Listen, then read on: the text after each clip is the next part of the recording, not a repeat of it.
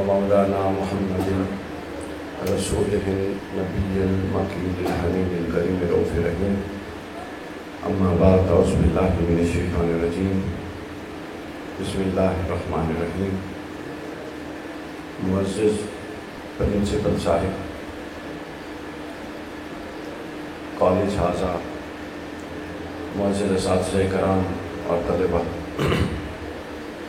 اللہ رب العزت کا شکر ہے جس کی توفیق سے آج ہم اس مبارک مجلس میں حاضر ہیں. اللہ تعالیٰ سے دعا ہے کہ ہماری اس حاضری کو قبول کرے، اور جن لوگوں نے یہ خوبصورت مجلس سجائی ہے، اہتمام کیا ہے، اس کالج کی مینجمنٹ نے اور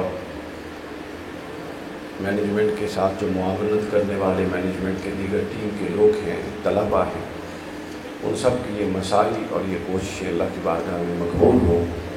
اور مجھے بڑی خوشی ہے، اور مجھے ویسے بھی بڑی خوشی ہوتی ہے کہ جب میں کسی کالج یا یونیورسٹی کے طلباء سے مخاطب ہوتا ہوں.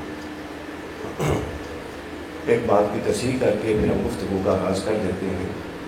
تصحیح اس بات کی کہ ابھی میرے بھائی نے میرے بارے میں جو کچھ کہا یہ سب مبالغے پر مبنی تھا، تو ان میں سے کوئی بھی بات شاید صحیح نہ تھی، یا ان کا حسن ظن تھا، یہ سب کچھ مبالغے پر مبنی تھا. تو لہٰذا ان میں سے کسی بھی بات کو آپ نے سیریس نہیں لینا. سیریس اس بات کو لینا ہے جو بھی ہم آپس میں کریں گے. دیکھیے، ابھی میں ذہن دستے میں بنا رہا تھا اور سوچ رہا تھا کہ ہماری قوم کے انٹلیکچوئلس ہیں، مستقبل کے معمار ہیں، نوجوان لڑکے ہیں، کالج کے اسٹوڈنٹ ہیں، ابھی ان کی مینٹل گروتھ اپنے پروسیس میں ہے، تو ان کے ساتھ کس نوعیت کی گفتگو کی جانی چاہیے. حضرت علی کرم اللہ وجہ کریم سے کسی نے پوچھا تھا کہ علم کیا ہوتا ہے؟ کیا پوچھا تھا؟ علم کیا ہوتا ہے؟ تو حضرت مولا علی فرماتے ہیں کہ آدھا علم یہ ہے کہ اس بات کو سمجھ لیا جائے کہ کیا بات کرنی ہے. سوال کرنے والے نے پوچھا اچھا اگر آدھا یہ ہے تو باقی آدھا کیا ہے؟ تو فرمایا پھر باقی آدھا یہ ہے کہ یہ سمجھ لیا جائے کہ کس مجلس میں کون سی بات نہیں کرنی. تو مضمون کا تعین ایک مشکل بات ہوتی ہے. تو اللہ تعالیٰ کی توفیق سے آپ لوگوں کی مزاج کو اور ضرورت کو مد نظر رکھتے ہوئے ہم ایک دو نکات میں عرض کروں گا. ایک طریقہ کار یہ تھا اور ہو سکتا تھا کہ ہم سیرت النبی صلی اللہ علیہ وسلم کی کچھ واقعات، حضور صلی اللہ علیہ وسلم کی ولادت، معجزات، اخلاق، خصائص، یہ سب کچھ آپ کے سامنے بیان کر دیتا، اور آپ کے سامنے یہ بیان ہوتا بھی رہتا ہے، آپ سنتے بھی رہتے ہیں. تو ایک یہ طریقہ کار ہو سکتا تھا. میں نے یہ سوچا کہ اس منہج سے ہٹ کے جو تعلیمات نبوی کے اندر ذاتی نشو و نما، سیلف گروتھ، انٹلیکچول گروتھ کا پروسیجر ہے، اور جو خود اللہ کے رسول نے اپنایا اور قرآن مجید نے اس کو بیان کیا، آپ کے سامنے سیرت النبی کی روشنی میں وہ رکھا جائے تاکہ اس کے اندر پھر آپ اپنے آپ کو ڈالیں، اور سیرت کا یوں آپ کو فیض ملے کہ آپ کی تعلیم بھی جاری رہے، آپ کی شعوری نشو و نما بھی جاری رہے، آپ کی روحانی باطنی نشو و نما بھی جاری رہے، آپ سیکھ بھی جائیں اور عمل کی طرف آمادہ بھی ہو جائیں. اللہ تعالیٰ نے قرآن مجید میں فرمایا، پہلی سورت کی پہلی آیت آپ ہر وقت پڑھتے ہیں، ہر نماز میں پڑھتے ہیں، ویسے بھی پڑھتے ہیں. کیا فرمایا؟ الحمدللہ رب العالمین. اس لفظ رب پر مجھے بات کرنی ہے تھوڑی سی. اس کا ترجمہ یہ ہے دوستوں کہ سب تعریفیں اللہ کے لیے ہیں جو عالمین کا کیا ہے؟ رب ہے. رب وہ ہوتا ہے جو درجہ بدرجہ پروان چڑھاتا ہے. یہ ایک سمجھنے والی بات ہے. یعنی اللہ ویسے تو قادر ہے، اللہ جو چاہے جب چاہے جتنی دیر میں چاہے جتنے لمحات میں چاہے وہ کر گزرتا ہے. وہ نہ کسی کے آگے جواب دہ ہے، نہ محتاج ہے، نہ اس کو کوئی احتیاج ہے. وہ مالک ہے، جو وہ چاہے گا وہ کر دے گا. مگر وہ اپنی حکمت سے خود اس کائنات میں کچھ نظم اور اصول پیدا فرما دیتا ہے، اور پھر اس پوری کائنات کو اس نظم اور ان اصولوں کے تابع کر دیتا ہے۔ یہ اس کا منشا اور اس کی حکمت ہے کہ وہ پہلے اس کائنات میں اصول وضع فرماتا ہے اور پھر پوری کائنات کو اس اصول کے ماتحت کر دیتا ہے۔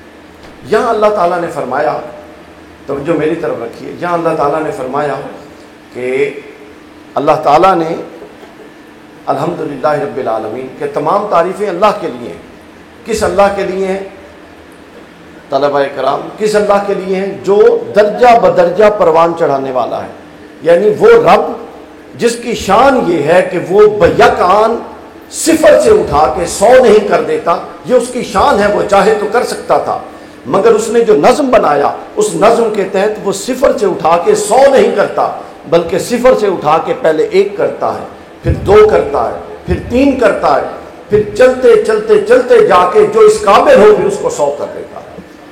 یہ ایک اصول ہے، اس کو کائنات میں آپ اس اصول کا نام رکھ سکتے ہیں کائناتی نشو و نما، کائناتی قانون نشو و نما۔ نشو و نما کا وہ قانون جو اس پوری کائنات میں جاری و ساری ہے، اور دنیا جہان کی کوئی شے اور اللہ کی کوئی مخلوق اس قانون سے ماورا نہیں ہے، اس قانون سے نکلی ہوئی نہیں ہے، اس قانون سے خارج نہیں ہے، حتیٰ کہ آپ بھی خارج نہیں ہیں، میں بھی خارج نہیں ہوں، حتیٰ کہ ٹینجیبل چیزیں بھی خارج نہیں ہیں، انٹینجیبل چیزیں بھی خارج نہیں ہیں، حتیٰ کہ ظاہری چیزیں بھی خارج نہیں ہیں، باطنی چیزیں بھی خارج نہیں ہیں۔ مثال کے طور پر آپ سب میرے سامنے بیٹھے ہیں، آپ لوگ جب پیدا ہوئے تھے تو کیا آپ اتنے بڑے تھے، یہ جسم کی ساخت رکھتے تھے جو آج رکھتے ہیں؟ تو کتنی تھی؟ چھوٹے سے بچے تھے۔ تو پھر کیا ہوا؟ اگلے دن ایک دن پیدا ہوئے اور اگلے دن اس حالت میں آ گئے جہاں آپ آج بیٹھے۔ کیا ہوا؟ آپ نے عمر گزاری، سال ہر سال آپ پر ماں باپ نے ٹائم انویسٹ کیا، توجہ انویسٹ کی، خوراک انویسٹ کی، آپ پھر بیمار ہوئے، زمانے کی کشمکش، کبھی ہاسپٹل میں ایڈمٹ ہوئے، یعنی آپ وقت کے تھپیڑوں کے ساتھ جنگ کرتے کرتے کرتے سروائیو ہو کے ایک خاص مراحل اور پروسیس سے گزر کے آج اس شکل میں ہمارے سامنے بیٹھے ہوئے ہے کہ نہیں؟ بتائیے ایسے نہیں؟ تو کیا اللہ چاہتا تو اگلے ہی دن آپ کو اس شکل سے اور اس کیفیت سے اس کیفیت میں نہیں لا سکتا تھا؟ لا سکتا تھا، لیکن وہ نہیں لائے۔ کائنات کا کوئی انسان اس قانون سے مستثنا نہیں۔ پھر دوسری مثال دیکھیے، آپ لوگ پودے لگاتے ہیں کہ نہیں لگاتے؟ میں آ رہا تھا تو آپ کے کالج میں ماشاءاللہ باہر بھی اندر بھی بہت اچھی گرینری پودے لگے ہوئے ہیں، تو آپ میں سے کوئی ایسا شخص نہیں ہے جس کو پودا لگانے یا پودے کو پروان چڑھانے کا تجربہ نہ ہو۔ تو کیا آپ پودا لگاتے ہیں تو اگلے ہی دن وہ پودا درخت بن جاتا ہے اتنا اونچا، اور پھل لد جاتے ہیں اس پر؟ کیا ہوتا ہے؟ وہ پودا لگتا ہے، آہستہ آہستہ اس کو پانی دینا ہوتا ہے، وہ وقت کے ساتھ ساتھ پروان چڑھتا ہے، پھر کبھی تیز آندھی آتی ہے اس کا بھی مقابلہ کرنا، پھر کبھی سخت دھوپ ہوتی ہے اسے اس کا بھی مقابلہ کرنا ہے، پھر کبھی تیز بارش اور طوفان ہوتا ہے اسے اس کا بھی مقابلہ کرنا ہے۔ جو ان سب چیزوں کا مقابلہ کر کے سروائیو کر جائے گا وہ پودا پھر ڈیزرو کرے گا کہ وہ درخت بن جائے۔ یعنی ہر پودے کی قسمت میں درخت بننا نہیں، یہ قانون ہے جس کی میں وضاحت کر رہا ہوں مثالوں سے۔ پھر اس کے بعد آپ یہ دیکھیے، آپ اس بلڈنگ میں بیٹھے ہیں، کتنی بڑی بلڈنگ ہے، تو جس دن پہلی اینٹ رکھی تھی کیا اگلے لمحے پوری بلڈنگ کھڑی ہو گئی تھی؟ کیا ہوا؟ پروسیس ہوا، ایک اینٹ کے بعد دوسری اینٹ رکھی گئی، پھر دوسری کے بعد تیسری اینٹ رکھی گئی، گویا ہر اینٹ دوسری اینٹ کے اوپر رکھی گئی، اور یوں اینٹوں نے مل کے اس بلڈنگ کی شکل بنائی، اور یہ والی شکل ہمارے سامنے کھڑی ہوئی۔ اور یہ ایک آدھ دن کی بات نہیں ہے، اس پر مہینوں لگ گئے یا سال بھی لگ سکتے ہیں۔ تو آپ نے دیکھا کہ یہ بلڈنگ ہو، یہ پودا ہو، آپ خود ہو، ہر شے اس قانون ربوبیت کے ماتحت ہے کہ نہیں ہے؟ بتائیے، اب سمجھ آیا نا پوائنٹ، ہے کہ نہیں ہے؟ اچھا، اب آپ کی تعلیم سے متعلق ایک مثال، یہ جتنی ہم نے مثال دی انسان کی، پودے کی، بلڈنگ کی، یہ مثالیں ہیں مادی ہیں، میٹیریلسٹک ورڈ سے ہیں، ٹینجیبل چیزیں ہیں، یہ نظر آتی ہیں۔ یہی اصول روحانی اور انٹینجیبل چیزوں میں ہے۔ مثلا آپ آج کالج میں داخل ہونے کے لیے آئے اور پڑھ رہے ہیں، بتائیے آج سے 7 8 10 سال پہلے جب آپ چھوٹے تھے تو جو آپ کی آج شعوری سطح ہے، آج سے 10 سال پہلے یہ شعوری سطح تھی؟ سوچنے سمجھنے کا اور ادراک کا جو آج لیول ہے، چلے 10 سال چھوڑیں، مجھے بتائیں کیا 1 سال پہلے بھی یہ تھا؟ کیوں؟ آپ کے تجربات، آپ پر سٹریسز آئے، مشکل حالات آئے، تنگیاں آئیں، آپ اس میں اپنے آپ کو سروائیو کرتے گئے اور ہر مختلف نوعیت کے حالات سے آپ سیکھتے گئے اور اپنے قدم کو آگے سے آگے بڑھاتے گئے۔ تو گویا شعور بھی اس اصول کے ماتحت ہے۔ تو سمجھ یہ بات آئی کہ اس کائنات کے اندر ایک اصول جاری و ساری ہے، اور وہ اصول یہ جاری و ساری ہے جس کو کائناتی قانون نشو و نما کا نام میں نے دیا۔ اصول یہ ہے کہ ہر شے روح بکمال ہے، ہر شے اپنے کمال کی طرف جا رہی ہے، اور کوئی شے مستثنا اس سے نہیں کہ آئے گی اور اگلے لمحے پروان چڑھ جائے گی۔ یہ دنیا دوستو اللہ نے اس اصول پر وضع کی ہے کہ یہاں ہر ایک کے لیے برابر امکانات ہیں، ہر ایک کے لیے برابر گراؤنڈ ہے، ہر ایک نے برابر قسم کے وسائل، ماحول اور ساری چیزوں سے استفادہ کر کے اس ہر شے برابر ہونے کے باوجود اپنی محنت کی بنیاد پہ خود کو خود ممتاز کرنا ہے۔ ماحول کسی کو ممتاز نہیں کرتا، ماحول سب کے لیے یکساں ہے۔ جو پودے نہیں سروائیو کر سکے، ان میں قوت نہیں تھی، وہ ختم ہو گئے۔ تو اب یہ جو اصول ہے، اس اصول کے ساتھ ایک سوال پیدا ہوتا ہے۔ وہ سوال یہ پیدا ہوتا ہے کہ کیا یہ جو نشو و نما کا اللہ نے ایک پروسیس بتایا، اس پروسیس کے اندر کوئی شرط بھی پائی جاتی ہے، یا ہر شخص، چونکہ عمر تو سب کی بڑھ رہی ہے نا، بڑھ رہی ہے کہ نہیں بڑھ رہی، تجربہ بھی سب کا بڑھ رہا ہے کہ نہیں بڑھ رہا، لیکن اس کے باوجود 63 سال کی عمر میں ایک شخص علامہ اقبال کہلاتا ہے، اور اسی کے عمر میں 63 سال میں ہزاروں لوگ فوت ہوتے ہیں، ان کو نام جانتے ہی کوئی نہیں ہے۔ تو وجہ کیا ہے؟ تجربہ تو اقبال کا بھی 63 سال کا تھا اور باقیوں کا بھی 63 سال کا تھا۔ فزیکل لائف تو اقبال نے بھی 63 سال گزاری تھی اور باقیوں نے بھی اتنی گزاری تھی۔ مثال کے لیے 63 بتا رہا ہوں، 62 یا 63 تھی ان کی عمر۔ تو یہاں پر اللہ تعالیٰ نے اس قانون نشو و نما کو، اس کو افزونی دینے کے لیے، وسعت دینے کے لیے، اوپر اٹھانے کے لیے پھر اس پر ایک اور شرط لگائی، اور وہ شرط بھی قرآن مجید نے بیان کی۔ وہ شرط یہ ہے، قرآن فرماتا ہے الذین جاہدوا فینا لنہدینہم سبلنا، کہ جو پھر اس زندگی کے نشو و نما کے مرحلے میں، اس نشو و نما اپنی گروتھ کے مرحلے میں، سیلف گروتھ کے مرحلے میں، انٹلیکچوئل گروتھ کے مراحل میں، اسپرچوئل گروتھ کے مراحل میں، مورل گروتھ کے مراحل میں، جو بندہ جاہدوا فینا، میری راہ میں کوشش کرے گا، جاہدوا کا مطلب ہوتا ہے جاہد یجہد، یہ مبالغے کا صیغہ، اتنی کوشش کرے گا، حد درجہ کوشش کرے گا، بساط بھر کوشش کرے گا، اور اتنی کوشش کرے گا جتنا کہ ایک انسان کوشش کر سکتا ہے۔ فرمایا کہ یہ ایسا اصول نہیں ہے کہ وقت کے ساتھ تمہیں اٹھا کے پروان کی طرف لے جائے گا، بلکہ وقت کے اندر امکانات ہیں، یہ امکانات کی دنیا ہے، لیکن ان امکانات کے اندر خود سے جد و جہد کوشش کر کے اور ایفرٹ کو پٹ اپ کر کے ان امکانات کو آپ نے اپنے لیے اپرچونٹی کے طور پہ اویل آپ نے خود کرنا۔ جب امکانات آتے ہیں اور آپ اس کو اپرچونٹی کے طور پہ اویل نہیں کرتے، تو ہم ہزاروں لوگوں کو دیکھتے ہیں جن کی زندگیوں میں کتنے مواقع آئے تھے اور سب کے سب ضائع ہو گئے۔ سب کے سب کیا ہو گئے سامعین کرام؟ ضائع ہو گئے۔ تو لہٰذا رستے انہی پر کھلیں گے۔ اب ذہن میں رکھ لیجیے، کائناتی قانون نشو و نما کے مطابق رستے انہی پر کھلیں گے جو اس پودے کی طرح ہر طرح کے موسمی تھپیڑوں سے الجھنے کے لیے تیار ہوگا۔ رستے اسی کو کھلیں گے جو اپنے آپ کو ایک کمفرٹیبل زون سے نکالنے کے لیے تیار ہوگا۔ آپ طلباء کا مسئلہ یہ ہوتا ہے کہ آپ اپنے آپ کو کمفرٹیبل زون میں رکھتے ہیں، بس پڑھ لیا ایک خاص حد تک، پیپر دے دیے اور بس پاس ہو گیا اور ڈگری لے لی۔ یہ دور گزر گیا ہے، اب ڈگریوں کی کوئی حیثیت نہیں ہے۔ اگر آپ اپنی شخصیت کو اوپر نہیں اٹھاتے، اپنا کوئی ایک انفرادی تشخص قائم نہیں کرتے، ہر ایک کے اندر اللہ نے کچھ نہ کچھ مختلف رکھا ہے، لیکن ضرورت اس امر کی ہے کہ وہ اس کائناتی قانون نشو و نما میں اپنے آپ کو ڈالے، اتنا رگڑا دے، اتنی ریاضت کرے، اتنی محنت کرے، اتنی کوشش کرے کہ وہ پوٹینشل جو اندر چھپا پڑا ہے وہ بالفعل ہو کے پوری کی پوری شخصیت پر حاوی ہو جائے۔ اس تصور کو علامہ اقبال نے بیان فرمایا۔ علامہ فرماتے ہیں گریز کشمکش زندگی سے مردوں کی، گریز کا مطلب آتا ہے نا کترانا، گریز کشمکش زندگی سے مردوں کی، اگر شکست نہیں ہے تو اور کیا ہے شکست؟ شکست بس یہ ہے کہ جب آپ زندگی کی کشمکش سے کتراتے ہیں، کمفرٹیبل زون میں رہتے ہیں اور اپنے تھوڑے پر راضی ہو جاتے ہیں اور اپنے آپ کو کسی مشکل پر ڈالنے پر آمادہ نہیں ہوتے، رسک لینے پر آمادہ نہیں ہوتے اور اپنے آپ کو کسی چیلنجنگ پوزیشن میں ڈالنا خطرناک سمجھتے ہیں، تو بس وہ آپ کا فیئر ایسا ہے، ڈر ایسا ہے کہ وہ آپ کا پورا فیوچر کھا جاتا ہے۔ بڑے بڑے انٹلیکچوئل لوگ اس ڈر کی وجہ سے ضائع ہو جاتے ہیں۔ یہ ڈر ختم تب ہو سکتا ہے کہ آپ اپنے آپ کو انکمفرٹیبل زون میں ڈالیے تاکہ آپ کی شخصیت پروان چڑھے۔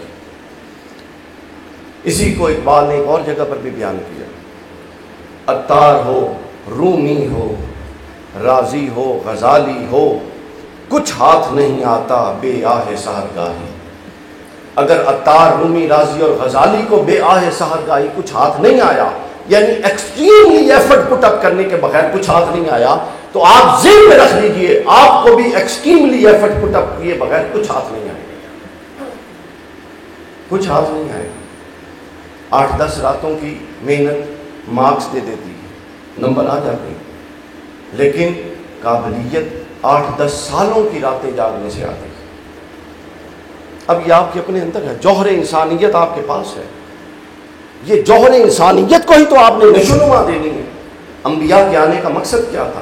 یہ جو جوہر انسانی ہے، جو ہر انسان میں رکھا گیا ہے، یہ غیر نشوونما رکھا گیا ہے۔ نبی اس لیے آئے تھے کہ وہ اس کی نشوونما کے لیے قوانین دے دیں، اور ہم نے ان قوانین پر عمل کر کے اس جوہر انسانیت کو روبہ ترقی رکھنا ہے، اس کو پروان چڑھانا ہے، اس کو ارتقا پذیر رکھنا ہے، اس کے اندر جمود نہیں آنے دینا، اس کے اندر ٹھہراؤ نہیں آنے دینا، اور ہر لمحہ آگے بڑھنا ہے۔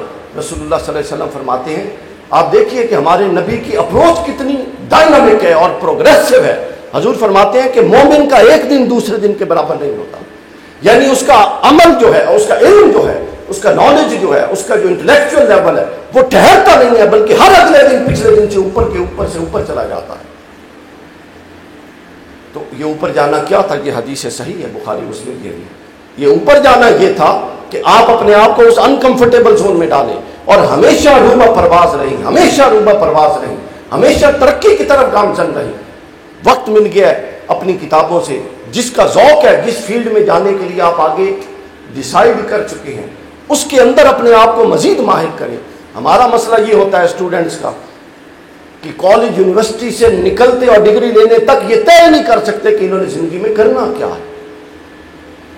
سنت رسول یہ ہے کہ سب سے پہلے اپنے مقصد کا تعین کیا جائے۔ قرآن مجید نے کہا، احادیث نے کہا، بخاری کی پہلی حدیث انما الاعمال بالنیات، اور جس کو اصول حدیث درس نظامی میں جو ہمیں پڑھائے جاتے تھے، اس میں پہلا اصول ہے الامور بمقاصدہا، ہر امر کا انحصار اس کے مقصد پر ہے۔ سب سے پہلے آپ طے کریں گے کہ آپ نے جانا کدھر ہے۔ جب آپ یہ طے کر سکیں گے، پھر آپ یہ دیکھیں گے کہ کیا آپ کی شخصیت کی خصوصیات آپ کو مددگار ہیں اس طرف جانے میں۔ ایسا نہ ہو کہ ایک شخص کا ذوق IT والا ہو اور وہ بھاگ MBBS کے پیچھے رہا ہو، تو نتیجتاً ایفرٹ بھی ڈبل پٹ کرے گا لیکن نتیجتاً ناکام ہوگا۔ تو لہٰذا you have to sort out your inner self. آپ نے دیکھنا ہے کہ آپ کی شخصیت کے اندر کیا مادہ پڑا ہے، وہ کیا جوہر ہے جس کو اٹھا کے باہر لے جانا۔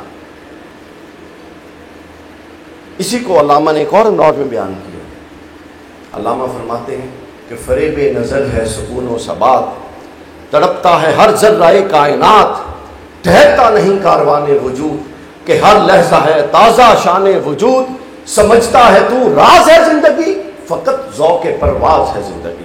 جس نوجوان کے اندر آگے پرواز کا ذوق موجود ہے، وہ موجودہ حالت کو بدل کے آگے بڑھنا چاہتا ہے، بس وہ اقبال کے نزدیک زندہ ہے اور وہ قرآن کے نزدیک زندہ ہے۔ اور جو اپنی حالت پر مطمئن ہے، جنون کا شکار ہے، جس کو اپنا عمل بھی بڑھانے کی کوئی فکر نہیں، اپنے اخلاق کی ترقی کی بھی کوئی فکر نہیں، اپنی ذہنی اور شعوری سطح کو بڑھانے کی بھی کوئی فکر نہیں، جو جہاں تھا وہاں پر ہے، وہ قرآن کی روح سے مردہ ہے، فکر اقبال کی روح سے مردہ ہے، اور انسانی فلسفہ اور انسانی نفسیات کی روح سے مردہ ہے۔ زندہ صرف وہ ہے جو روح بترقی ہونے پر آمادہ ہے۔ آپ نے خود کو آمادہ کرنا، چونکہ جب آپ خود کو آمادہ کریں گے تو سامعین کرام تب جا کے آپ ان مشکلات کو برداشت کرنے کی پوزیشن میں ہوں گے جو مشکلات آپ کو اس رستے پر لے جائیں گی جو رستہ آپ کا حقیقی مقصود ہے۔ یہ سیرت النبی کا خلاصہ ہے۔ کیا ہے؟ میں آپ کو 8, 10, 15 واقعات بھی سنا سکتا تھا۔ یہ خلاصہ ہے رسول اللہ صلی اللہ علیہ وسلم کا۔ اب دیکھیے، جو میں نے آپ کو مثال دی، رسول اللہ صلی اللہ علیہ وسلم نے اعلان نبوت کیا، کیا اگلے ہی دن صحابہ کرام کا ایک جنب غفیر آ گیا تھا؟ 1 پھر 2 پھر 3 پھر کیا مشکلات نہیں آئی تھی؟ حضرت بلال کو زمین پر لٹا کر ان کا جو مالک تھا امیہ بن خلف، وہ سینے پر پتھر رکھ دیتا اور نیچے ان کی کمر کی چربی گرم ریت سے پگھل جاتی تھی۔ صحابہ کرام، حضرت عمار بن یاسر کے ساتھ کیا ہوا؟ عمار بن یاسر کی والدہ حضرت سمیہ کے ساتھ کیا ہوا؟ ابو جہل نے نیزہ مارا، کیا کیا نہیں قربانیاں دی صحابہ کرام نے، حتیٰ کہ اتنے مشکل حالات کہ وہ کہہ اٹھے کہ باری تعالیٰ تیری مدد کب اترے گی؟ تو اللہ نے فرمایا کہ ایک ضابطہ ہے مدد اترنے کا، اور وہ ضابطہ کیا ہے؟ اس ضابطے کا اللہ ہمیشہ اظہار کرتا ہے، وہ بدر ہو، وہ احد ہو، وہ جو بھی معاملہ ہو، اللہ اس ضابطے کا اظہار کرتا ہے۔ اللہ نے فرمایا کہ بدر میں اس وقت تک فرشتے تب اترے تھے کہ جو کچھ رسول اللہ کے پاس تھا رسول اللہ نے حاضر کر دیا، جو تلواریں تھیں، جو کچھ 2 گھوڑے تھے، کوئی 7-8 اونٹ تھے، سب کچھ حاضر کر دیا۔ اور پھر حضور علیہ الصلوۃ والسلام نے اللہ کے حضور اتنی گڑ گڑا کے دعا مانگی اور فرمایا کہ باری تعالیٰ اگر یہ لوگ آج زمین سے ختم ہو گئے اور شہید کر دیے گئے تو باری تعالیٰ زمین پر کوئی تیرا نام قیامت تک نہیں دے گا۔ اور اتنے گر گرائے کہ حضور کی چادر آپ کے دائیں کندھے پر تھی، وہ نیچے گر گئی۔ حضرت ابوبکر صدیق آئے، اس چادر کو اٹھایا اور دوبارہ کندھے پہ ڈالا اور عرض کی کہ یا رسول اللہ، اللہ آپ کو کبھی ناراض نہیں کرے گا، اللہ آپ کو کبھی آپ کی بات کو نہیں ٹالے گا، یقیناً آپ اس کے محبوب و رسول ہیں، آپ حوصلہ کیجیے۔ اس کے بعد حضور علیہ الصلوۃ والسلام نے خاموشی اختیار کی۔ تو کہ یہ دیکھیے، یہ وہ منظر تھا جب سب کچھ بدر میں جھونک دیا، سب کچھ جھونک کر پھر اپنی بارگاہ میں، رب کی بارگاہ میں التجائیں کی، اس کے بعد جا کے ملائکہ کی مدد آئی تھی۔ فضائے بدر پیدا کر، فرشتے تیری نصرت کو اتر سکتے ہیں گردوں سے قطار اندر قطار۔ اب بھی ابراہیم کی نصرت تب ہوئی تھی کہ جب ابراہیم علیہ السلام نے پہلے مقدور بھر کوشش کی اور پھر خود کو آگ میں جھونک دیا، اس سے زیادہ کیا ہو سکتا ہے؟ اور علامہ نے کہا کہ آج بھی ہو جو ابراہیم سا ایمان پیدا، آگ کر سکتی ہے انداز گلستان پیدا۔ لہٰذا نتائج اور نصرت اوپر سے نازل تب ہوتی ہے کہ جب آپ جو کر سکتے ہو آپ وہ کریں۔ اور اگر آپ سوئے ہوئے ہوں، اور اگر آپ معجزات کے انتظار میں ہوں، اور اگر آپ یہ کلام پڑھیں کہ در نبی پہ پڑا رہوں گا، پڑے ہی رہنے سے کام ہوگا، تو نبی تو اللہ کے در پہ نہیں پڑے رہے تھے، نبی نے تو محنت کی تھی، کوشش کی تھی، سٹرگل کی تھی، جدوجہد کی تھی، طائف میں پتھر کھائے تھے، احد میں اپنے دندان مقدس شہید کروائے تھے۔ تو یہ پتہ نہیں کہاں سے آگے ہم در نبی پہ پڑا رہوں گا، پڑے ہی رہنے سے کام ہوگا، کبھی تو قسمت کھلے گی میری۔ یوں ہی کبھی قسمتیں کھلتی ہیں۔ لیس للانسان الا ما سعی، یہ دنیا بقدر ایفرٹ ہے۔ انسان کے لیے قرآن کہتا ہے بس وہی ہے جس کے لیے وہ آمادہ جد و جہد ہے، جس کے لیے وہ آمادہ جد و جہد نہیں ہے وہ اس کو نہیں ملے گا۔ یہ اصول ہے۔ ہاں، فضل کا ضابطہ اللہ مالک ہے، جس کو زیادہ عطا کر دے، بغیر محنت کے دے دے، وہ اس کا اختیار، لیکن ایسا کوئی قانون نہیں ہے جس کو قرآن بیان کرتا۔ تو لہٰذا اب یہ آپ نے فیصلہ کرنا ہے کہ آپ نے محض نعرے لگانے ہیں، سستی جنت کے سودے کرنے ہیں، یا اپنی شخصیات کو گرو کر کے کسی قابل بننا ہے۔ سیرت رسول، تاکہ جب آپ اگلے جہانوں میں جائیں، اس دنیا سے جب سب جائیں، یا جب دنیا میں بھی رہیں، تو دیکھنے والا کہے کہ اس کو کہتے ہیں رسول اللہ کا امتی۔ دیکھو کیسا پروگریسو ہے، کیسا ڈائنامک ہے، کیسا صالح ہے اور کیسا انٹلیکچوئل ہے۔ اللہ اور اللہ کے رسول کو ڈگے نہیں پسند، سمجھدار لوگ چاہیے، اسلام کو بھی سمجھدار لوگ چاہیے۔ یہ ایک ادارہ آپ چلا رہے ہیں، یہاں جس کی پرفارمنس صفر وہ آپ فارغ کر دیتے ہیں۔ تو جب ایک ادارے میں آپ نااہل لوگ نہیں رکھتے تو اللہ اپنی فوج میں نااہل لوگ کیسے رکھ سکتا ہے؟ اور ہم نے نااہلوں کی فوج بھرتی کر رکھی ہے۔ اسلام کا تصور دین مس کر دیا گیا۔ اس کو چند ایک رواجوں میں اور چند ایک رسموں میں اور چند ایک لوازمات میں قید کر دیا گیا ہے، یہ ظلم ہے۔ اس کے بعد جو میں نے آیت پڑھی اس میں اللہ نے اگلی ایک بڑی زبردست بات فرمایا الذین جاہدوا فینا، جو میری بارگاہ میں جہاد یعنی کوشش کریں گے، اسٹرگل کریں گے، لنہدینہم سبلنا، یہاں لام تاکید کے لیے لنہدینہم، وہ کوشش کرنے والا اللہ فرما رہا ہے، اب اللہ براہ راست کہ جو میری بارگاہ میں کوشش کر رہا ہے، میری بارگاہ سے مراد اپنی فیلڈ میں کوشش کر رہا ہے اور مجھ سے کامیابی طلب کر رہا ہے، اللہ فرمایا کہ اس کو کوشش، اے میرے بندے کوشش جاری رکھ اور خبردار نا امید نہ ہونا، لنہدینہم، میں ضرور بے ضرور تجھ پر کھولوں گا۔ باری تعالیٰ کیا کھولے گا؟ کوئی رستہ کھولے گا، سبیل، وہ کہتا ہے رستہ نہیں کھولوں گا، سو بولے نا، میں کئی رستے کھول دوں گا اس کے، یہ سبیل کی جمع ہے، تو اللہ پھر کئی رستے کھولتا ہے، اللہ پھر کئی رستے کھولتا ہے۔ تو جو آپ اپنے آپ کو جب اس پروسیس میں ڈالتے ہیں، سیلف ڈیولپمنٹ کے پروسیس میں، تو پھر کیا ہوتا ہے؟ سبلنا، اللہ فرماتا ہے میں کئی رستے کھولتا ہوں، تو وہ پھر رستے عام طور پہ 4 بنتے ہیں، بڑے بڑے رستے، اس کے علاوہ جتنے بھی رستے ہیں وہ پھر ان کے ذیلی بن جاتے ہیں۔ سب سے پہلا رستہ یہ کھلتا ہے جب آپ رسول اللہ سے تعلق جوڑتے ہیں اور قرآن مجید کے اس کائناتی نشو و نما کے قانون کے ساتھ خود کو ہم آہنگ کرتے ہیں، تو پہلا رستہ جو کھلتا ہے وہ شعوری نشو و نما کا رستہ ہوتا ہے کہ آپ کا شعور بڑھ جاتا ہے، آپ مفادات کی جنگوں سے نکل جاتے ہیں، آپ چھوٹے چھوٹے مفادات پر بڑے بڑے اصول قربان کرنا چھوڑ دیتے ہیں۔ یہ شعور نام ہی اس چیز کا ہے کہ اصول پر فیصلہ کیا جائے اور مفادات کو ترک کر دیا جائے۔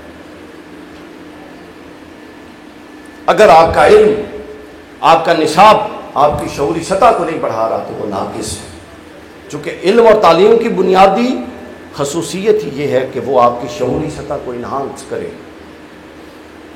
اس کے بعد دوسرا دروازہ کھلتا ہے روحانی نشو و نما کا، وہ کون سا اور وہ کاہے کا علم جو آپ کو آپ کے خالق سے متعلق بے بہرا رکھے اور اندھا رکھے۔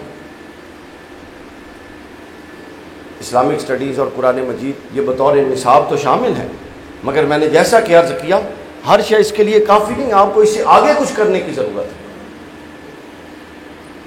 تو اس میں بھی آپ اپنے آپ کو خود گرو کریں تاکہ آپ کو پتہ ہو ہر اگلی سطر جو آپ علم کی پڑھ رہی ہیں وہ آپ کو، جہاں آپ کا انٹلیکچوئل لیول بڑھا رہی ہے وہاں آپ کا رب کے ساتھ تعلق بھی بڑھائے، اور آپ کے رب کی آپ کے دل میں جو ادراک اور فہم اور شعور ہے، معرفت ہے، اس کو بھی بڑھانے کا باعث بنے۔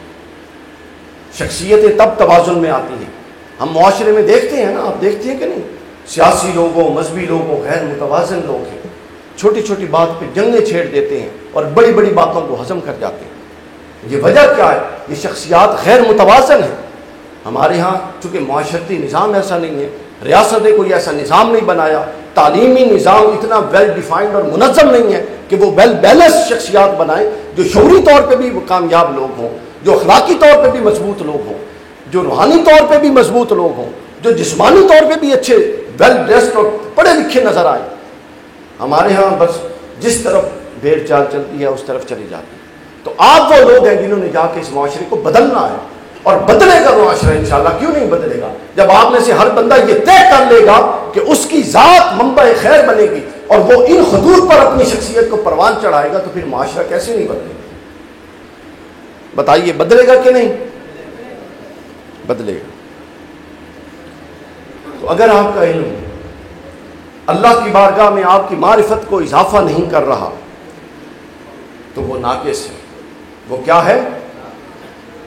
علامہ نے کہا تھا اللہ سے کرے دور تو تعلیم بھی فتنہ، املاک بھی، اولاد بھی، جاگیر بھی فتنہ، اور نا حق کے لیے اٹھے تو شمشیر بھی فتنہ، اور شمشیر ہی کیا نعرہ تکبیر بھی فتنہ۔ الامور بمقاصدہا، ہر شے کے مقصد کو دیکھا جائے گا، ہر شے کے مقصد کو دیکھا جائے گا۔ تو تعلیم اگر اللہ سے دور کرے تو اقبال کہتا ہے وہ تعلیم بھی فتنہ ہے، وہ املاک بھی فتنہ ہے، وہ اولاد بھی فتنہ ہے، وہ جاگیر بھی فتنہ ہے، اور نا حق کے لیے اٹھے تو شمشیر بھی فتنہ، اور شمشیر ہی کیا نعرہ تکبیر بھی فتنہ۔ ہم اپنی آنکھوں سے دیکھتے تھے نعرہ تکبیر کے ساتھ مسجدوں میں بم نہیں پھٹے، تو وہ فتنہ ہی تھا، کیا تھا؟ اس کے بعد تیسری چیز آتی ہے آپ کی اخلاقی نشو و نما. یہ جو اللہ آپ پر رستے کھولتا ہے نا، شعبہ کا نام ہے رستے کھولوں گا، یہ وہ بڑے 4 رستے ہیں. اخلاقی نشو و نما،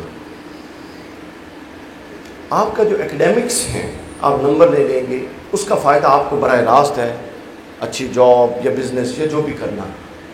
لیکن جو آپ کی اخلاقی مورل ڈومین ہے، اس کا فائدہ میرے بچوں صرف آپ کو نہیں ہے، آپ کے ماں باپ کو. ماں باپ جس ڈومین سے آپ سے متعلق ہے وہ مورل ڈومین، ایکڈیمک ڈومین نہیں ہے. ایکڈیمک ڈومین تو بس جاب لی اور ڈگری الماری میں ختم. مورل ڈومین قبر میں جانے تک مؤثر رہتی ہے. ماں باپ کے ساتھ کیسے ڈیل ہونا ہے، مورل ڈومین. بہن بھائیوں کے ساتھ کیسے ہونا ہے، مورل ڈومین. بیوی جب شادی ہوگی بیوی بچوں کے ساتھ کیسے ہونا ہے، مورل ڈومین. گلی محلے والے ہمساؤں کے ساتھ ہمسایوں کے ساتھ کیسے ہونا ہے، مورل ڈومین. تو کتنی بدبختی ہے ہمارے نظام کی کہ ہمارے اس پورے سسٹم میں مورل ڈومین کو ہی ہم نے آؤٹ کر دیا. یعنی ہمارے نظام تعلیم کا حصہ ہی نہیں رہی مورل ڈومین اور اخلاقیات اور اخلاقی قدریں. انفرادی طور پہ اس پر کوشش کرنی چاہیے. اداروں کے اندر ادارہ جاتی ایسی ایکٹیویٹیز ہوں اور ایسے انالیسز کنڈکٹ کیے جائیں تاکہ بچوں کی تعلیم کے ساتھ ساتھ ان کی اخلاقی قدروں کو بھی مضبوط کیا جا سکے. پھر اس کے بعد چوتھی چیز آتی ہے جسمانی نشو و نما. آپ دیکھیں، آپ کو کوئی دیکھے تو اس کا اچھا امپریشن ہو.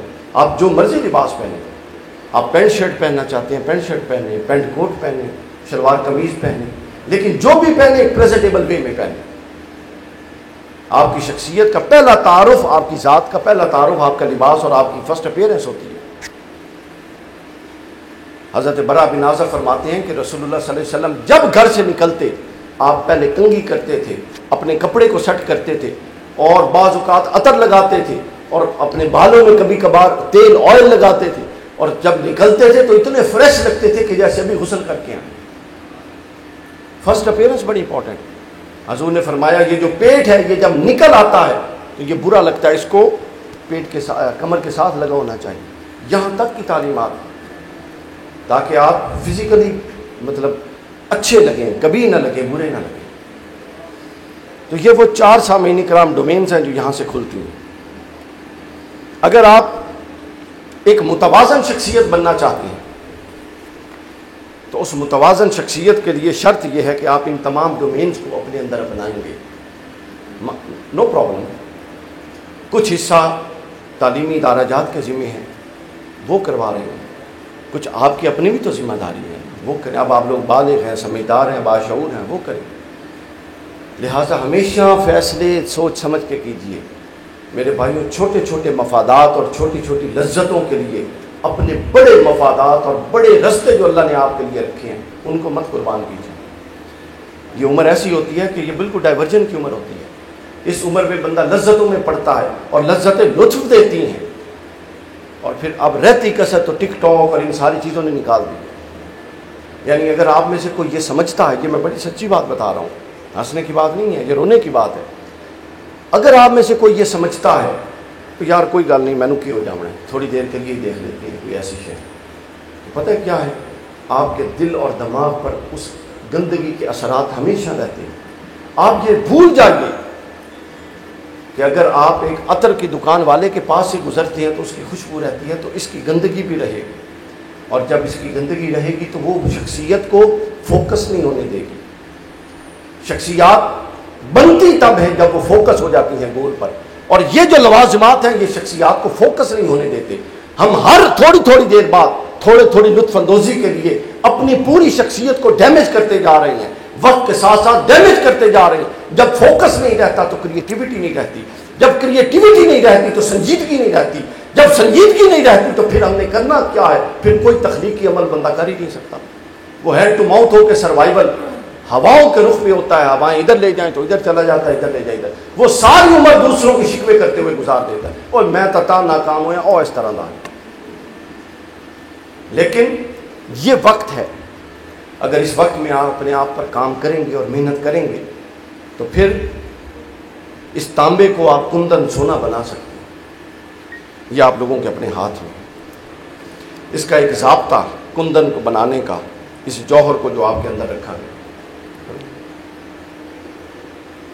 وہ ضابطہ سیدھا ہے، اور وہ قرآن ہے اور سنت رسول صلی اللہ علیہ وسلم. قرآن مجید کی جو آیات ہیں آپ کو پتہ ہے وہ کیا ہے؟ قرآن کیا ہے بتائیے؟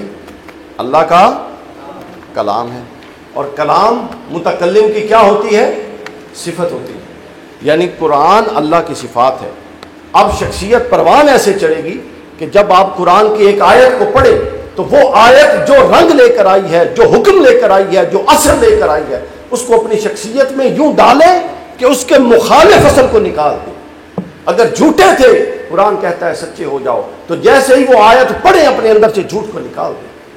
اگر بے نمازی تھے اور قرآن کہتا ہے نماز قائم کرو، تو جیسے ہی وہ آیت پڑھیں یوں اپنے اوپر سمجھے قرآن نازل ہو رہا ہے۔ تیرے وجود پر جب تک نہ ہو نزول کتاب، گرا کشا ہے نہ راضی نہ صاحب کشاف۔ یوں اپنے اوپر قرآن۔ حضرت عمر فاروق رضی اللہ تعالیٰ عنہ کی مثال، حضرت عمر نے 8 سال میں سورہ بقرہ پڑھی۔ کتنے سالوں میں؟ وہ تو عربی تھے، ان کے لیے تو نہ کوئی گرامر کا مسئلہ تھا نہ کچھ۔ کسی نے پوچھا کہ اے امیر المومنین آپ نے 8 سال کیوں لگا دیے؟ 8 سال، ابن عباس کی روایت، تو وہ بیان کرتے ہیں کہ وجہ یہ تھی کہ میں 8 سال صرف پڑھتا نہیں رہا، بلکہ میں جب ایک آیت پڑھتا تھا وہ آیت مجھ سے جو تقاضا کرتی تھی میں وہاں رک کر اپنی شخصیت کو آیت کے تقاضے کے مطابق موڑتا تھا، اور جب میں اپنی شخصیت کا وہ پہلو اس آیت کے تقاضے کے مطابق کر لیتا تو پھر اگلی آیت پر جاتا تھا، پھر اگلی آیت مجھ سے نیا تقاضا کرتی تھی، پھر میں اپنی شخصیت کے اس دوسرے پہلو کو اس آیت کے مطابق پھر موڑتا تھا، پھر جب وہ میں اس کے مطابق موڑ دیتا پھر تیسری آیت پڑھتا، پھر تیسری آیت مجھ سے نیا تقاضا کرتی۔ گویا میں جو قرآن پڑھتا گیا تو قرآن کے تقاضوں کے مطابق خود کو بدلتا گیا۔ یہ ہے قرآن مجید کا پڑھنا، جو آپ کو internally, externally, intellectually, morally, spiritually grow کرے گا۔ بس یہی میری آج کی گفتگو کا اختتام تھا، اور یہی پیغام تھا، تاکہ آپ لوگوں کی توجہ ایک ایسی پوائنٹ کی طرف دلوائی جائے، ایک ایسی کرن دکھائی جائے، ایک ایسا مارجن دیا جائے جس میں کچھ کرنے کے لیے ہے۔ اب آپ لوگوں پر ہے کہ آپ کرنے پر آمادہ ہیں یا نہیں۔ اللہ تعالیٰ اس پوری کوشش کو اپنی بارگاہ میں قبول فرمائے۔ انشاءاللہ یہ لیکچر میرے یوٹیوب چینل پہ دستیاب ہوگا۔ اس طرح کے لیکچر کی سیریز دستیاب ہے، میرے اپنے نام سے ہے، ڈاکٹر علی وقار قادری کے نام سے، فیس بک یہ بھی آ جائے گا۔ اور اس طرح کی کائناتی قوانین جو انٹلیکچوئل گروتھ کے لیے لازمی ہیں، وہاں پر پوری سیریز پڑھیں تو آپ اس میں بھی دیکھ سکتے ہیں۔ تو بس کوشش یہ ہے کہ ماں باپ کو نا امید مت کیجیے، قوم کو نا امید مت کیجیے، اور اپنے اللہ اور اللہ کے رسول کو نا امید مت کیجیے، اپنی شخصیات پر توجہ دیجیے۔ والسلام علینا۔